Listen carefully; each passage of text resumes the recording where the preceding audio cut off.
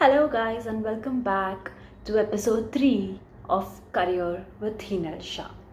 In the first episode, we understood a little bit about ourselves, about our interests, and about our skills, and about our aptitude, as well as the most important thing about our lifestyle and personality, and if it matches with the career of our choice. In the second episode, we discussed about various careers and how we can select the right choice for us, how we can determine if that career is going to help us fulfill our goals. Now, in today's session, we are going to look into what to do after you decide a career, right? Because the main struggle starts from the moment you decide that I want to be a pilot, or I want to be a teacher, or I want to be the XYZ profession. So, today we are going to cover that. For that, the first thing, if you haven't watched the previous videos, go and watch it right now because it's all interlinked and it will help you get a better picture of the current video as well. So let's begin. The first and most foremost thing that I'm going to talk about is goals. Now, we all have a goal, right? We all have something in mind, but how is a goal supposed to be? How is it supposed to look? How is it going to be attainable? So I'm going to give you a very simple answer to this. Let's do a SMART goal planning. Now, what is a SMART goal planning? SMART is not just smart, but it's also an acronym for S, which stands for a very specific goal. Your goal shouldn't be very generic that, okay, I want to be a doctor.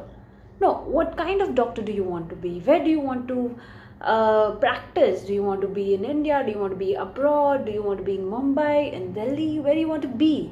So you need to precisely and make a goal which is very specific.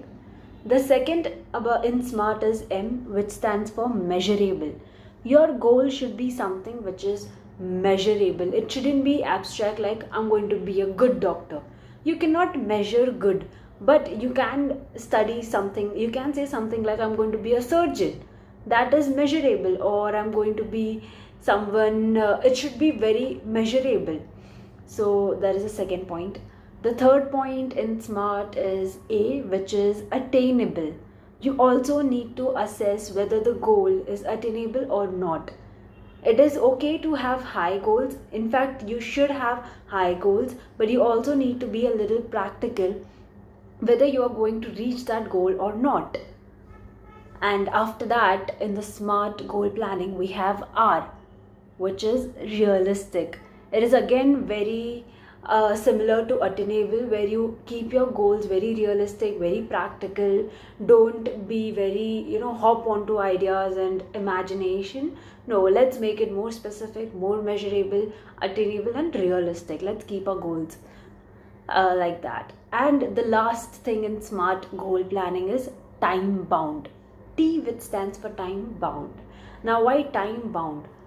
You might want to be a surgeon or a teacher, but you should also have a time frame in mind, because you cannot be like, okay, half my life I'm going to pursue this career. No, you need to have a certain time frame in your mind that for the next 5 years I'm going to be a teacher. In the next 10 years I'm going to be a surgeon. So you need to have time bound. Now we spoke about long-term goals. But to reach your long-term goal of being a teacher or a surgeon or an architect or an engineer, you need to first have a lot of small goals, small hurdles that will make you reach that top of the peak of the mountain. So let's discuss how can we make these small goals. Firstly, since in the last video, as we discussed, that you need to know a lot about the career that you want to go into, that will give you a lot of ideas into what needs to be developed, what skills, what certain specific certificates needs to be done, and a lot other things will come into picture with that. So once you have that list of things that you need to do, start building it. Start making short-term goals, very specific goals that, first I need to get an internship related to the field, and then I need to go and get my certificates, and then I need to go and get my degree. So that way you will reach the ladder quicker. Okay, and now I'd like to discuss a little bit about profile building. Now, what we just discussed is essentially profile building, right? You cannot be like, okay, I'm going to just sit here and not think about the future at all. When I become an engineer, maybe then I'll think about a job or anything. But right now, I'm just studying, so I don't need to really worry about the market or about the job. No, that is a myth. You need to look into it right now. So profile building is basically when you build your profile so strong that no opportunities that you approach are going to tell you no, right? Because every career, there's a lot of competition out there, there's a lot of people becoming engineers or doctors or teachers. You need your profile to stand out, and you need to figure out how you're going to make it stand out. And there are 3-4 very important things, as we discussed in the last video, that certain skill sets that you require for the particular video. Make those skill sets into proper certificate goals. Make them your short term goals and achieve them. Once you achieve them, you will have your profile also built along with that. So always keep in mind that while you are working towards your goal, make sure that your profile is also building up. Also, always make use of apps like LinkedIn. Keep posted on it, because LinkedIn is a brilliant stage for connection and networking. And networking is very, very, very important in the field, in any field.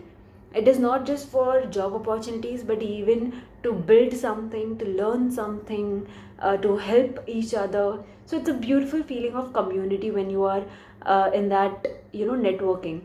So yes, let's just have a smart goal planning, and slowly, also along with the long term goals, fix our short term goals to prepare our profile, so that when we actually go out, step into the world and approach a job, it won't be that difficult for us. Thank you. I hope you enjoyed this talk.